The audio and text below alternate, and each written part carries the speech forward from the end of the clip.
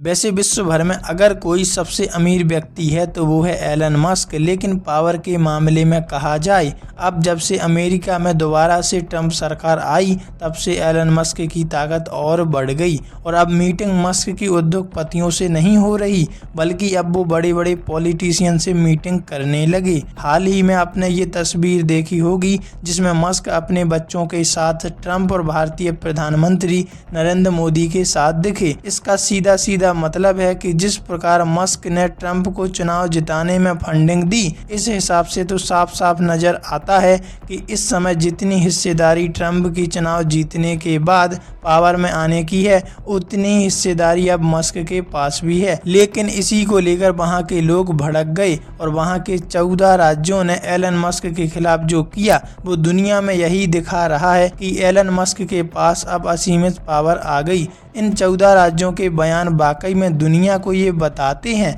कि पैसा होने से व्यक्ति कहां तक पहुंच सकता है और वो सरकार में आकर किस तरह लोकतंत्र को खतरे में डाल सकता है। इस बीच अमेरिका के 14 राज्यों ने राष्ट्रपति डोनाल्ड ट्रंप और उनके करीबी एलन मस्क के खिलाफ केस दर्ज किया। एफिशिएंसी इंटेलिजेंसी के प्रमुख बनाए जाने से नाराज राज्यों के मुताबिक डॉज प्रमुख के तौर पर एलन मस्क के हाथ में बड़ी ताकत आ गई, जो अमेरिकी संविधान के उल्लंघन में वाशिंगटन डीसी के एक फेडरल कोर्ट में गुरुवार को दाखिल मुकदमे में कहा गया कि सरकारी वर्कफोर्स को हटाने और एक ही बार में पूरे के पूरे डिपार्टमेंट को खत्म कर देने की जो असीमित ताकत राष्ट्रपति ट्रंप से मस्क को मिली, वो उन लोगों के लिए बेहद चौंकाने वाली है। लोकतंत्र को इससे बड़ा खतरा नहीं हो सकता कि देश की पूरी ताकत एक शख्स के हाथ में आ जाए जिसे चुना भी नहीं गया हो। इस तरह से आप जान सकते हो ट्रंप के राष्ट्रपति बनने से